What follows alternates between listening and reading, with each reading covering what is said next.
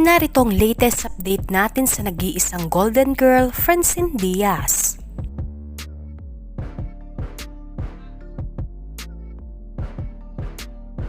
Out of the country ngayon sina Francine Diaz dahil spotted sila kanina na nasa Changi Airport, Singapore, kasama ang kanyang ibang kapatid at ang kanyang personal assistant. Pak na pak naman ang Golden Girl sa kanyang behind the scene photoshoot sa kanyang ini-endorsong Pure Gold. Bet na bet ng kanyang mga tagasunod ang pag-aura ni Francine Diaz at napakagaling talaga pagdating sa pagmumodel.